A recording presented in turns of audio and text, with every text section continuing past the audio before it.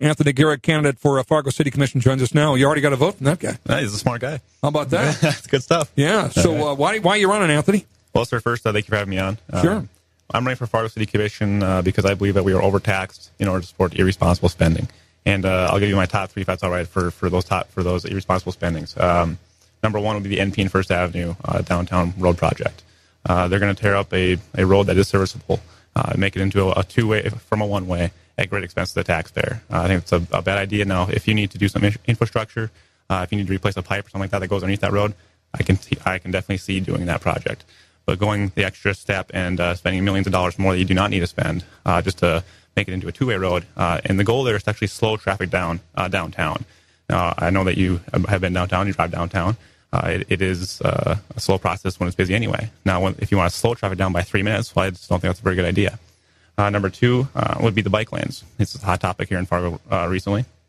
And Mr. Williams has been going on Fargo saying, this is going to be a $30,000 project. Well, that's just simply not true.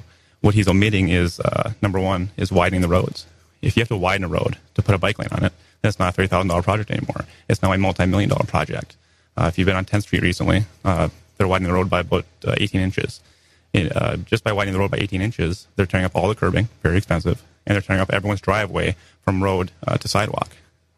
Assuming each driveway is only $1,000, which is probably more than that, you're talking about 300 driveways. You're talking about $300,000 just for 7 blocks. And number three for me is the downtown surveillance program. This is a very expensive program, and people don't realize how much it would cost in order to do that. And I'm not quite sure what the major crime wave downtown going on is that we need, someone watching over us through a camera system that would benefit us. So those are my top three, and I believe that we can get by with much less than we've been spending recently. Sounds like, as that caller that just did a little bit of research to say, if I wanted to research people that were going to control costs and cut spending, you're saying if they vote for you, that's what they're going to get. That's my whole premise. You're going to be a watchdog on the spending. Yes, sir. And one stat I want to throw out there for everybody is in 8 years, our budget has ballooned by 88%. It is on par to double within a decade. I find that completely unreasonable and unacceptable, and that's a trend that I want to see reversed. All right, Dan has a question. Dan in Fargo at 855-200-1776. You're up.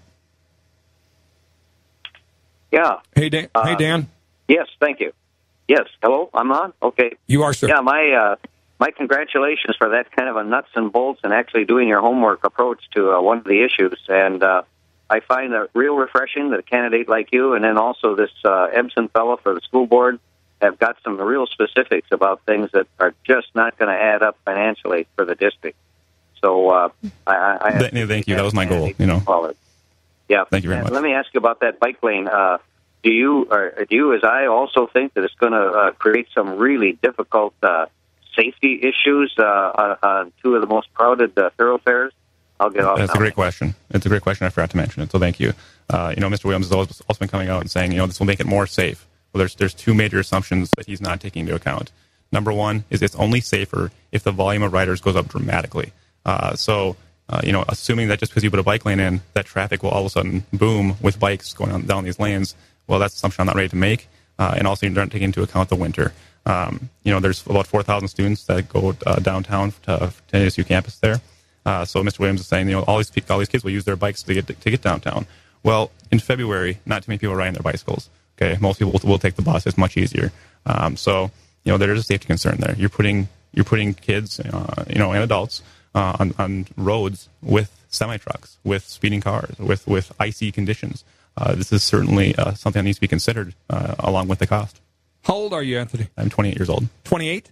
Correct. Not that it matters, but I can just tell you're younger than the average candidate, which I think is great. What do you do? I work at the North Dakota National Guard. I've been there for about a decade.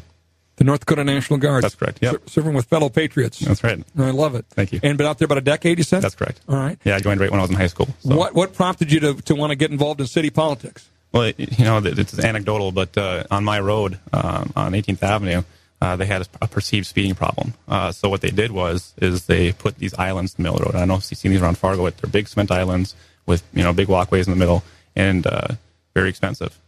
And people were running into them once they put them up. So I went in front of the city commission. I asked them how much do these medians cost. That didn't seem to fix the problem. They said $121,000. And I said, how much does the stop sign cost? And they said $50. And that's when I opened up the budget, and I found all these stop things. sign is $50? $50. Oh, $50. Yeah, Yeah, 50, yeah. Okay, yeah. yeah. 121 grand versus $50. And it just seemed common sense. It just seemed if we can stop a speeding problem by slowing traffic down the same way that 17th Avenue did. 17th Avenue and 18th Avenue South are identical. They're the same width, the same length, and same speed limit. 17th Avenue doesn't have a speeding problem. They have 2 stop signs. We have none. So I said, hey, let's just be like 17th Avenue. Instead of spending $121,000, let's spend $50. So that's where I got started. So you're going to be like a human stop sign to sort of stop some of this crazy stuff. I sure hope so. You go to the commission meetings with a stop sign in hand. I'll get one of those signs like John Stossel does, and they can't. But it just seems common sense to me. And we can move on to things like the flood with the common sense as well. In 2009, and this will be quick, but in 2009, they asked for a half-cent sales tax, and it was given to them. The city of Fargo said, the residents said, we can give you $11 million a year. For 2 years, they took in $22 million, and they spent $52 million. That's another common sense solution where you say, you know what? If you did that in your own business, you'd be bankrupt. If you did it in your home, you'd lose your home. A conservative voice for the Fargo City Commission, Anthony Gehrig, on the ballot with 4 others, right? That's correct. Yeah, for 2 open seats. That's correct. On the Fargo City Commission. Thanks very much. Good luck to you. Thank you, sir.